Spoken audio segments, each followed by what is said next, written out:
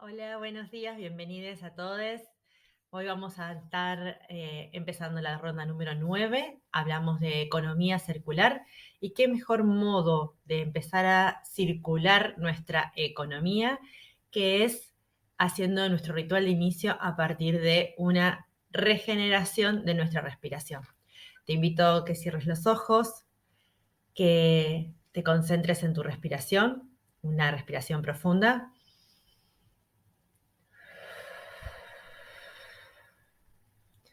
Otra respiración profunda para relajarnos.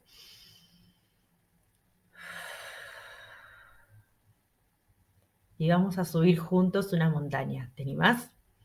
Empezamos a caminar esta cima y nuestra respiración se empieza a agitar, se empieza a hacer cada vez más dura, raspante y la sentimos fría en nuestros orificios nasales y agitada. ¿Vamos?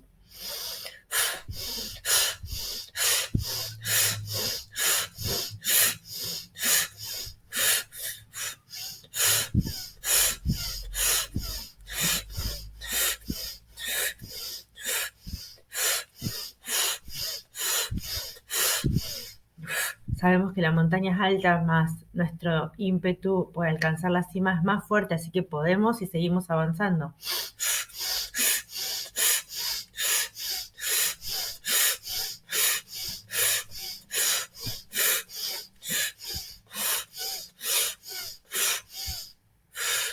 Finalmente llegamos a la cima y aún agitados miramos nuestro entorno. De a poco nuestra respiración se va pausando.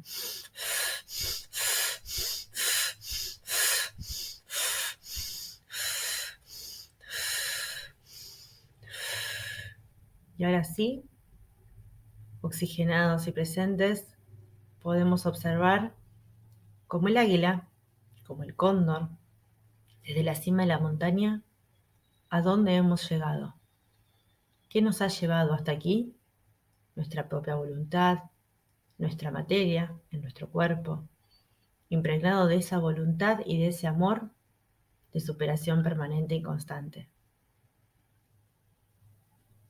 Y ahora que estamos conscientes y presentes de que hemos llegado aquí por nuestros propios medios y que podemos seguir subiendo todas las cimas que se nos pongan por delante, siempre y cuando queramos, nos adentramos en la ronda de ecosofía sobre economía circular.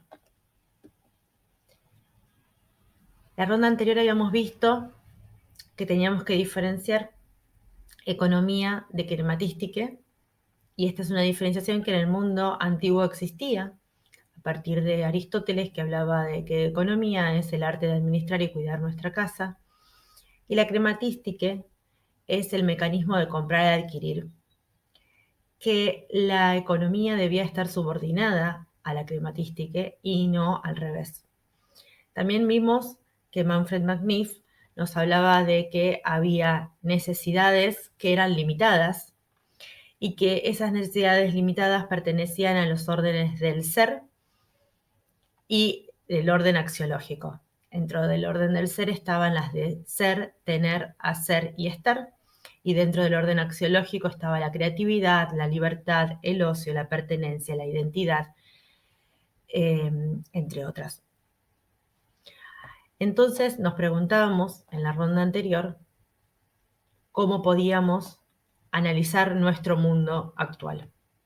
Y si hoy buscamos en las noticias lo relativo a mercado, vamos a encontrarnos con estas informaciones que más bien pareciera que estamos hablando de crematística más que de economía.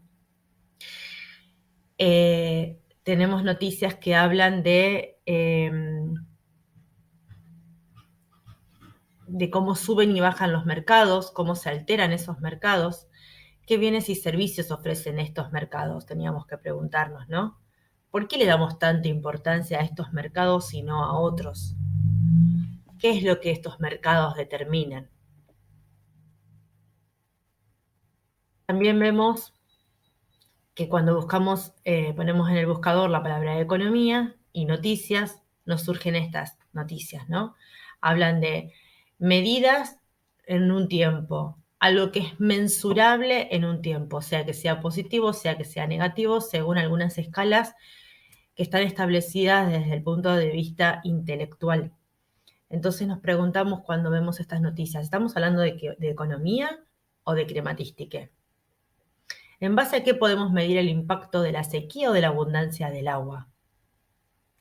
¿Cuantificamos nuestro impacto cuando analizamos estas mediciones?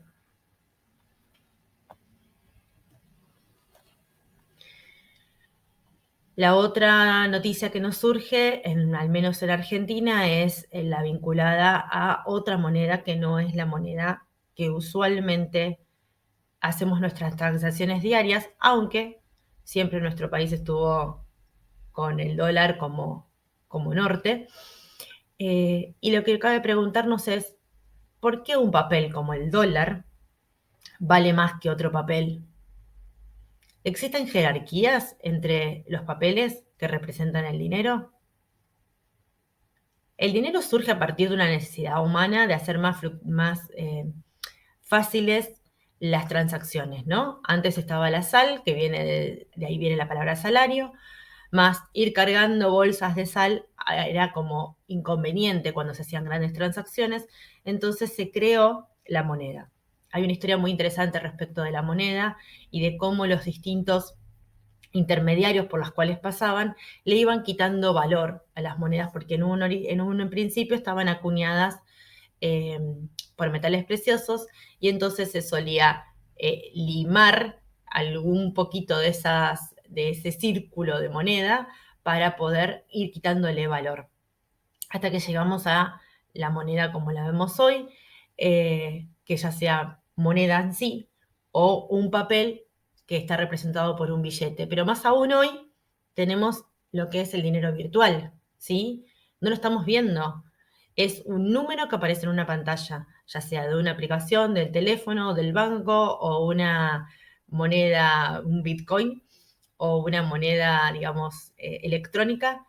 Eso es lo que hoy tenemos. Ahora bien, ¿por qué existen papeles, monedas o su representación electrónica que valen más que otros? ¿Existe una jerarquía entre ellos?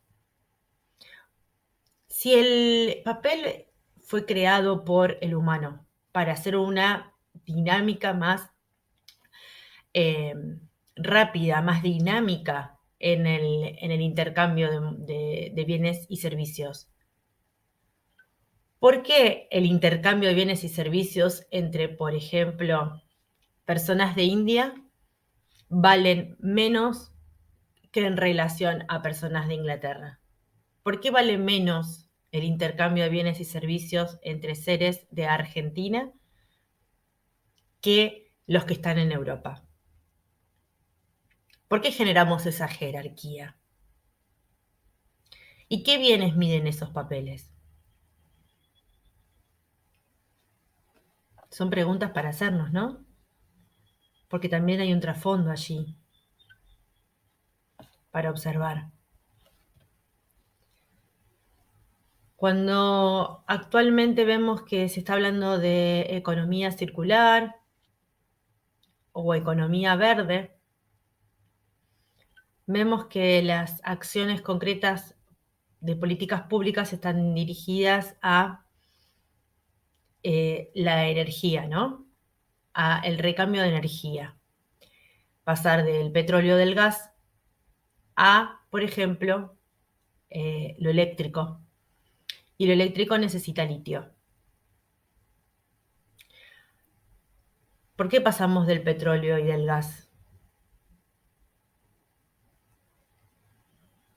Hay una crisis de escasez en el bien y también hay una crisis de sobrecontaminación del aire por los gases que se emiten.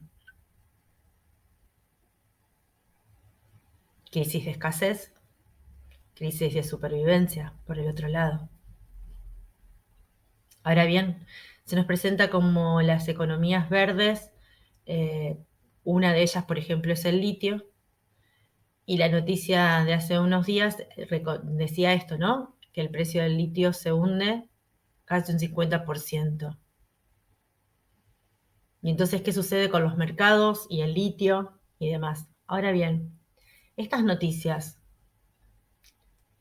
aparentemente económicas y que nosotros aquí ya podemos denominar como noticias de crematística, ¿contemplan las dimensiones individual, social y ambiental?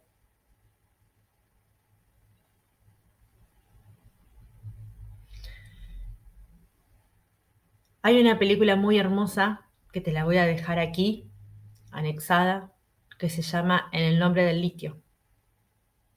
Es un documental y que cuenta qué hay detrás del litio. Lo podemos ver como esa oportunidad para poder generar otras fuentes de energía para seguir manejándonos en el mundo como lo veníamos haciendo, es decir, generar un parche a nuestro hacer en este planeta, o podemos ir más profundo y ver el origen del litio, dónde se ubica, dónde se encuentra, cuál es el proceso de extracción, para qué, quiénes, cómo, con quiénes.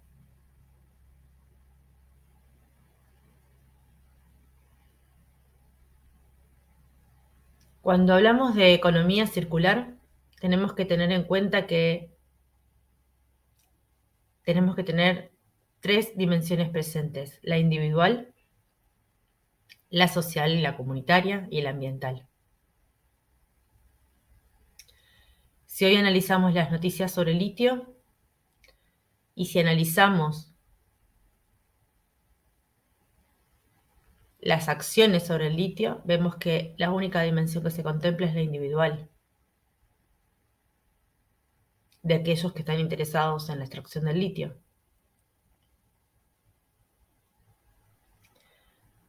Algunos me dirán, sí, pero Euge, podemos ver que con el litio, las baterías y demás podemos generar otras fuentes de energía y estamos ayudando a la sociedad. Bueno, pongámoslo en discusión. Pero lo que no hay duda es que no estamos contemplando la dimensión ambiental. Porque para extraer el litio, para hacer una economía más verde, estamos dañando gravemente humedales. Estamos dañando gravemente biodiversidad, que es ultra delicada. Estamos dañando a comunidades que guardianan esos espacios de biodiversidad delicada y no estamos más que generando un parche en nuestra forma de conducirnos en este mundo. Te voy a dejar el link en el nombre del litio. Mírala.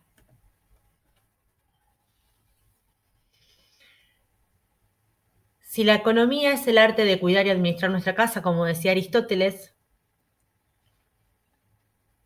tenemos que ver que nuestra casa tiene algunas características. Nuestra casa es finita, el planeta Tierra es finito, tiene límites. Por eso surgen las formas de medición internacionales de cuánto hemos consumido del planeta Tierra. Y cada vez ese consumo de lo que hacemos en nuestro día a día llega a una fecha menor. Hace unos años fue en julio. En julio nos habíamos consumido lo que el planeta Tierra nos podía dar como humanidad. ¿Y qué hacíamos los 6 meses restantes? Estábamos sobreconsumiendo. Pero esto es acumulativo. Al paso que vamos, necesitamos 2 planetas y medio para poder vivir. Y tenemos solamente uno. finito y dañado. ¿Cuál es el objetivo? ¿Cuál es el fin de la acción en la que estoy llevando a cabo? Como decía Magnif, esa necesidad puede ser satisfecha por varios bienes a la vez. ¿Puedo encontrar satisfactores sinérgicos para esa necesidad?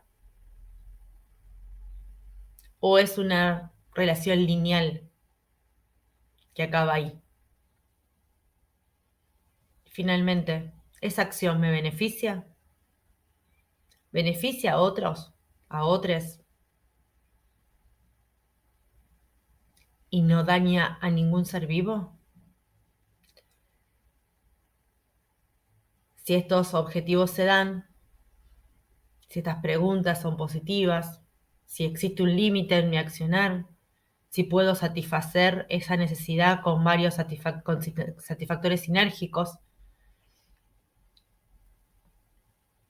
y si esa acción no me beneficia, beneficia a otros y no daña a ningún ser vivo, adelante. Ahora bien, si alguno de estos no se da, hay que revisar si esa necesidad es realmente una necesidad. O quizás debo generar una dinámica de actualización entre el satisfactor y el bien para poder llegar a esa satisfacción sinérgica de necesidades. Esto que aquí estamos viendo para el mundo oriental es sabido desde el principio. Los budistas tienen 4 verdades. Una de ellas es que todo es impermanente y es transitorio. Que el flujo de la vida marca esa impermanencia, esa transitoriedad. Y es necesario ser conscientes de este principio. La otra verdad es que la causa de nuestro sufrimiento es el apego a esas cosas, tratando de torcer esa impermanencia y esa transitoriedad.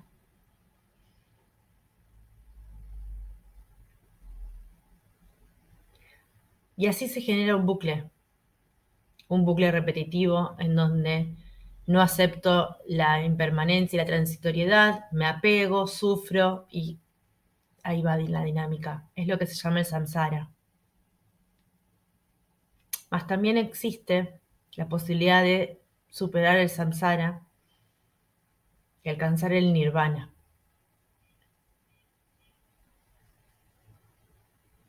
Cuando el sufrimiento y la frustración son tan fuertes, tan insoportables, que mantenernos de la misma forma no es posible, no es una posibilidad, generamos ese salto cuántico, ¿no? Ese salto de reconocer que estamos en un círculo vicioso. Y ahí es cuando aparece la unidad de que todo es vida y que la vivencia es constante, como ese flujo del agua, que es permanente, es constante, es silencioso. Y una vez que fuimos adentro y reconocimos esto, encontramos la luz, sabemos que el camino para poder actuar en el medio en el que vivimos es el camino del medio, el sendero del medio. Ese sendero del medio es el que marca la coherencia entre la conciencia y el hacer.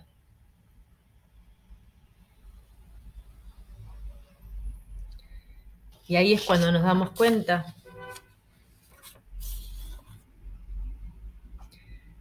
del beneficio individual, también es un beneficio social y claramente va a ser un beneficio ambiental.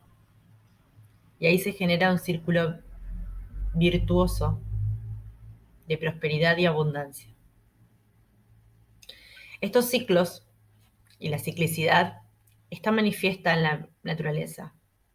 Tenemos los ciclos de las estaciones, los ciclos de la luna, los ciclos de la semilla y de la vida. Las piedras tienen ciclos también. El agua tiene un ciclo. Las mujeres tenemos ciclos. La vida del humano tiene ciclos.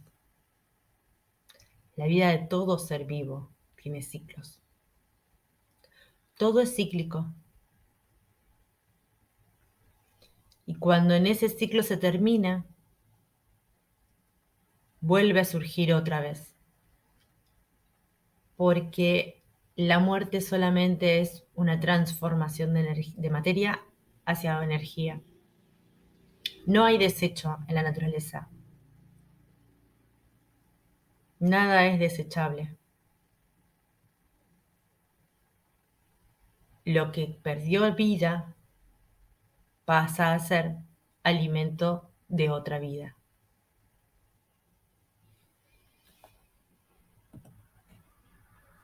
¿Cómo debiera ser una economía para ser una economía circular propiamente dicha? Es un gran desafío que tenemos que asumir como humanidad. Mas sabemos que tiene que contemplar las tres dimensiones, la individual, la social y la ambiental. Y cuando nos planteamos el objetivo de esa economía, en la ronda anterior te hablaba de Bután, de que habla de la felicidad bruta interna y no del producto bruto interno. Podemos imitar a Bután y que el objetivo sea la felicidad, el descubrimiento de uno mismo.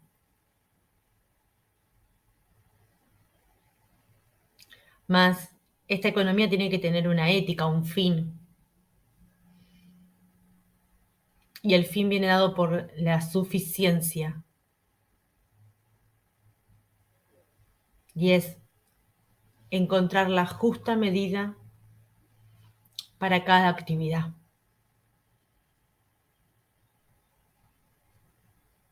Gandhi decía que es injusto todo orden económico que ignore o desprecie los valores morales.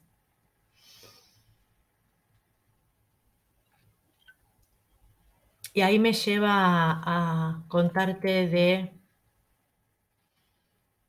Paul Lafargue, que hace muchos años atrás escribió El derecho a la pereza. Este libro que es tragicómico y que muestra una enseñanza muy profunda, ¿no? Este libro fue escrito en la época del boom de la era industrial y cuenta desde el origen que nuestras cosmovisiones occidentales cuentan que se basan en que Dios creó el mundo en 6 días de trabajo extenuante y que el séptimo día descansó y más nunca trabajó. Y aunque quede en una creencia, esta información está en nuestras células. Tanto es así que hoy seguimos hablando de lo mismo. Paul Lafargue hace un análisis de que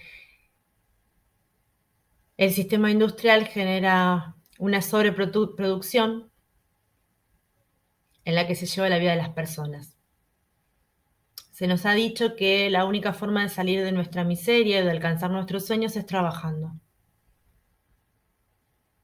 Y es un trabajo que es alienado. La palabra trabajo viene de un elemento de tortura de la Inquisición, el nombre que se le daba a un elemento de tortura de la Inquisición, y simbólicamente significa traba abajo. La parte de abajo de nuestro cuerpo es la creadora, la productiva, la regeneradora. Es la parte en donde se encuentran los órganos reproductivos, la que también da placer y gozo, la que nos conecta con el más allá. ¿Por qué no usamos otra palabra? En vez de trabar abajo, podemos quizás hablar de tragoso, de gozar en el arte de la creación. O quizás de artesanía o artesano, que es aquel que pone todo su ser en el hacer y genera un bien. El trabajo mecánico, repetitivo, autómata, sin ningún atisbo de creatividad, y con el solo fin de cumplir unas horas por las cuales me pagan, es esclavizante.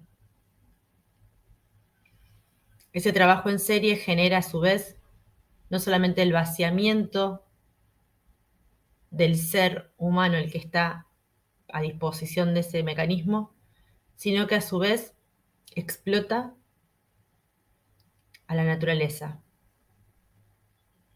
porque se producen más bienes de los que realmente se necesitan. Se producen una abundancia de mercancías. Esa abundancia de mercancías se encuentra con que hay una escasez de compradores, por lo cual afecta también a la sociedad. Esa escasez de compradores hace que las fábricas cierren y que se produzcan las revueltas por el trabajo, por aquellos asalariados que por ganar poco, cuando se cierra una fuente de trabajo, pierden todo su sustento, pero a su vez están enajenados de su arte creativo, de su poder creativo. Entonces viene el Estado a generar una financiación o un subsidio o un sostenimiento de un empresario que no trabaja, que produce abundancia de mercancías que no son necesarias para la sociedad, que expolian a la naturaleza y vuelve a girar el círculo vicioso. Entonces, ¿cuál sería la solución? Paul Lafargue nos dice que el derecho a la pereza es la solución a todos estos males. Ser conscientes de que el descanso es una necesidad. Ser conscientes de que nuestro arte creativo no puede estar a disposición de una producción en serie, que no solamente me enajena, sino que enajena en la sociedad y destruye la naturaleza.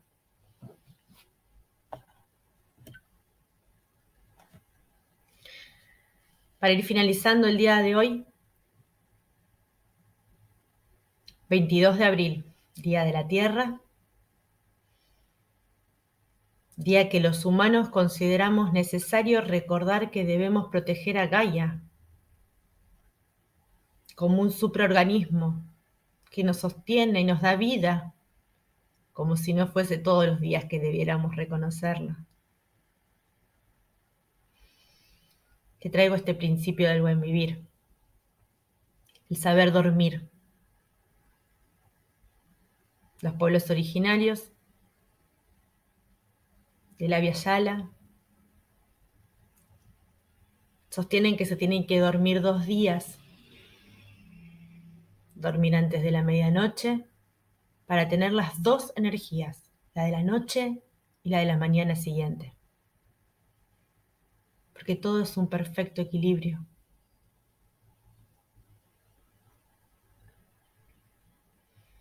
Y este saber dormir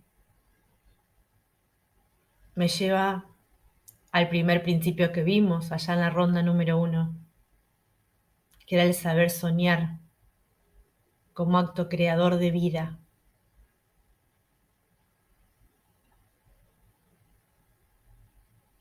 Y es ahí que el infinito se manifiesta, en esa energía que, como un fluir de agua, nos equilibra y nos lleva a ese camino del medio para salir del samsara y alcanzar el nirvana.